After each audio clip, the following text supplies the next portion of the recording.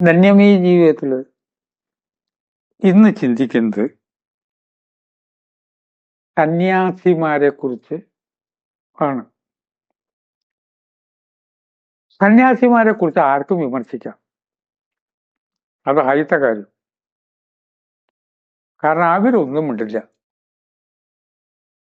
സന്യാസിമാർ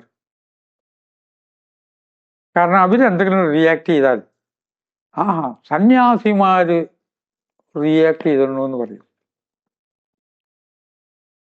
സന്യാസിമാർ എത്ര തരം എന്ന് ഞാൻ ചിന്തിക്കുകയാണ്. അനവധി സന്യാസിമാരെ കുറിച്ച് ബാക്കിയുള്ളവർ പറഞ്ഞു കേട്ടിട്ടുണ്ട്. ഒരു സന്യാസി ചെയ്യേണ്ട കാര്യമല്ല അത്. ശരി, സന്യാസി ചെയ്യേണ്ട കാര്യം എന്താണെന്ന് ഇയാളെ നിശ്ചയിക്കാൻ സന്യാസി എന്താ ചെയ്യേണ്ടത്? സന്യാസി ഒന്നും മിണ്ടാതെ ആശ്രമത്തിൽ കുത്തിരിക്കണം. എല്ലാ സന്യാസിമാരും അങ്ങനെ ഇരുന്നാൽ ശരിയാവുമോ? വേദവ്യാസൻ, വാൽമീകി മുതൽക്ക് പലരും എഴുതിയത് കൊണ്ടല്ലേ നമുക്ക് വായിക്കാൻ കഴിഞ്ഞത്. അവരുടെ ധർമ്മം എന്താ? അവരെഴുതി. ഹിമാലയത്തിലുള്ള സന്യാസിമാരെ കുറിച്ച് ഞാൻ പറയാൻ വർഷങ്ങൾ വേണ്ടിവരും. ഓരോ സന്യാസിക്കും ഓരോ ധർമ്മമാണ്. സന്യാസി ഇങ്ങനെ ആവണം, മിണ്ടരുത്, എപ്പോഴും വിഗ്രഹത്തിന് മുമ്പിലാവണം, നാമം ജപിച്ചുകൊണ്ടിരിക്കണം. അല്ല, സന്യാസിമാര് അവരെ വിളിക്കുന്ന പേരാണ് സാധുക്കൾ. ഇവിടെ സാധു എന്ന് പറഞ്ഞ അർത്ഥം സന്യാസി എന്നാണ്. അതുകൊണ്ട് വളരെ പാവം പ്രകൃതക്കാരെയൊക്കെ നമ്മൾ സാധു എന്ന് വിളിക്കാറുണ്ട്. ഭൂമിയിൽ ഓരോന്നിന്റെ പിന്നിലും പല ഘടകവും സംവിധാനവും ഉണ്ട്. പല സന്യാസിമാരുണ്ട്. പല കാര്യങ്ങളായിട്ട് ഓടി നടക്കുന്നവരുണ്ട്. ആവശ്യം വന്ന കരണക്കുറ്റിക്ക് 2 കൊടുക്കുന്ന അതും അങ്ങനത്തെ സന്യാസിമാരും ഉണ്ട്. ഇങ്ങോട്ട് വാടാന്ന് ചോദിക്കുന്ന സന്യാസിമാരുണ്ട്. എൻ്റെ അടുപ്പത്ത് തന്നെ ഉണ്ടായിട്ടുണ്ട്. കേരളത്തിൽ എത്രയോ കൊല്ലമായിട്ട് എൻ്റെ പരിചയക്കാർ ധാരാളം സന്യാസിമാരുണ്ട്. ഇതിൽ ബ്രാഹ്മണ സാധുക്കൾ എന്നൊരു വിഭാഗമുണ്ട്. ഇങ്ങനെയൊന്നുമല്ല. അവർക്ക് യാതൊരു ധർമ്മവും നമ്മൾ വിചാരിക്കുന്ന ധർമ്മങ്ങളില്ല. അവരെ ഇന്റർവ്യൂവിന് കിട്ടില്ല. ചോദ്യങ്ങൾക്ക് മറുപടി പറയലുമില്ല. അവിടെ ചോദ്യവുമില്ല, ഉത്തരവുമില്ല. ആ ബ്രാഹ്മണ സാധുക്കൾ വിശിഷ്ടമായിട്ടുള്ള ഏറ്റവും ഉയർന്ന ഒരു വിഭാഗമാണ്. ബ്രാഹ്മണൻ എന്ന ജാതിയായിട്ട് യാതൊരു ബന്ധവും ഇല്ല. അവരുടെ കോൺട്രിബ്യൂഷൻ അവരിവിടെ ജീവിച്ചിരിക്കുന്നു എന്ന് മാത്രമാണ്. അവര് അവധൂതന്മാരാണ്. ഒരു കോളേജിൽ പോയ പല വിഭാഗം ആളുകളില്ലേ, പല അധ്യാപകരില്ലേ. ഡ്രിൽ മാസ്റ്ററുടെ രീതിയല്ലല്ലോ ക്രാഫ്റ്റ് മാഷ്. ഇവര് എക്സ്ട്രീമാണ്. അവരുടെ വർത്തമാനമില്ല, വാചകമില്ല, അവരൊന്നും പ്രതീക്ഷിക്കുന്നില്ല. അവിടെ അങ്ങനെ ഇരിക്കുമ്പോഴാണ് പ്രകൃതിയുടെ ഇക്വിലിബ്രിയം ശരിയാവുക. മൗനമാണ് അവർക്ക്. എന്നാൽ ക്ഷത്രിയ സാധുക്കളുണ്ട്. ആ ക്ഷത്രിയ സാധുക്കള് സമൂഹത്തിനോട് പലതും വിളിച്ചു പറയും,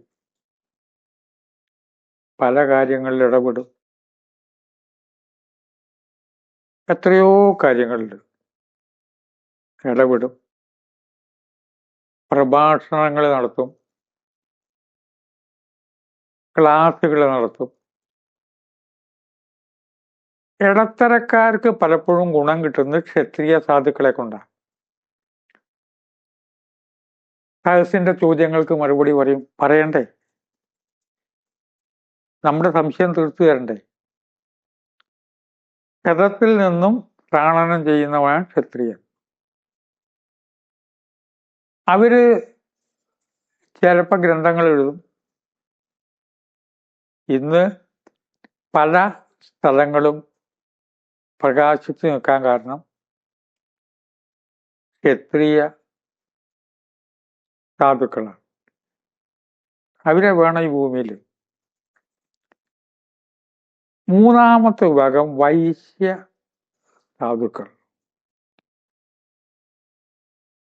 അവരാശ്രമങ്ങൾ കെട്ടും. ആ ആശ്രമങ്ങൾ കെട്ടിയിട്ട് കുറേ സൽക്കർമ്മങ്ങൾ ചെയ്യും. ഓരോ ആശ്രമത്തിനും ചിലവര് സുഖമായിട്ട് ജീവിക്കുകയും ചെയ്യും. അവര് സൽക്കർമ്മം ചെയ്യുമ്പോൾ അവര് അനാഥാലയം നടത്തും, വൃദ്ധമന്ദിരങ്ങൾ നടത്തും, പിരിവും വാങ്ങും. പല വൈശ്യ സാധുക്കളും ഭയങ്കരമായിട്ട് കാശ് പിരിവ് വാങ്ങും. അവർ ചിലപ്പോൾ പറയാ പ്രഭാഷണത്തിന് ചിലപ്പോൾ ഫീസ് വയ്ക്കും. ഫീസ് എന്നുള്ളതിന് വാക്കൊക്കെ പറയും, മാറ്റിയൊക്കെ പറയാ. 7 ദിവസത്തെ കോഴ്സാണ്, ഓരോരുത്തരും 16 രൂപ വെച്ച് കട്ടണം എന്ന് പറഞ്ഞാൽ കൊടുക്കാൻ തയ്യാറായവർക്ക് വേണ്ടി അവർ ക്ലാസ് എടുക്കും. നിങ്ങൾ ബ്രാഹ്മണ സാധുവിനെ പോലെ ആവണം എന്ന് നമ്മൾ പറയാൻ അർഹതയില്ല.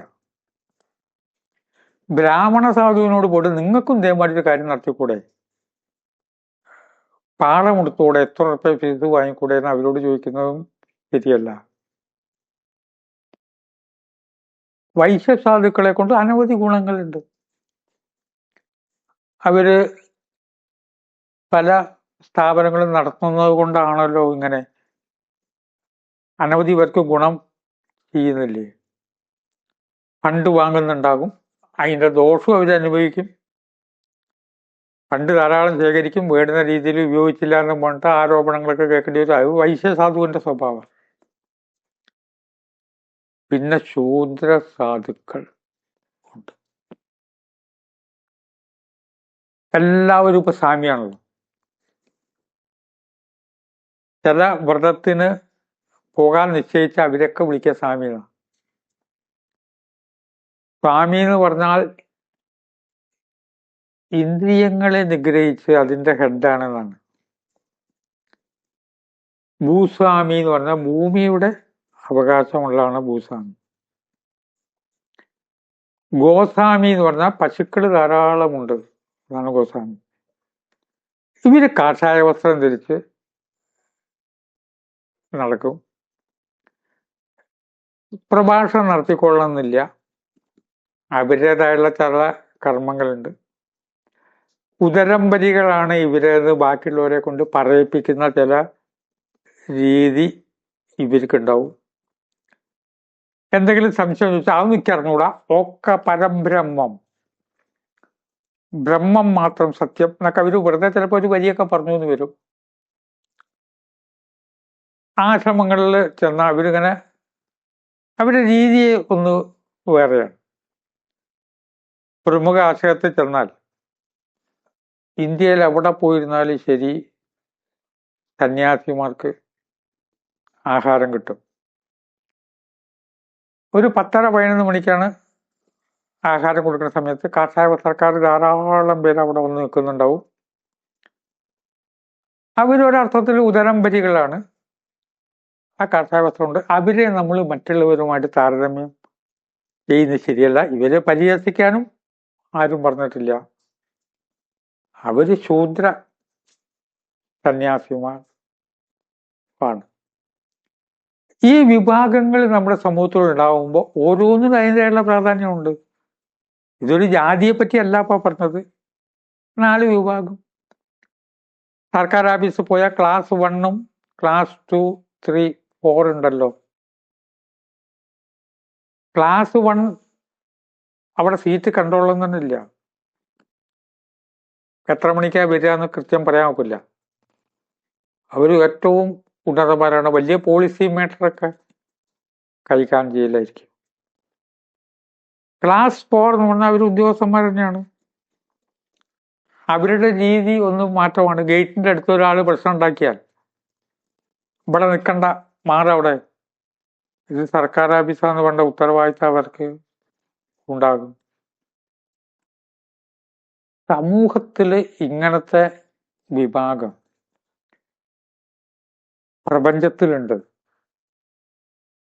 തേനീച്ചകൾക്കിടയിലുണ്ട്,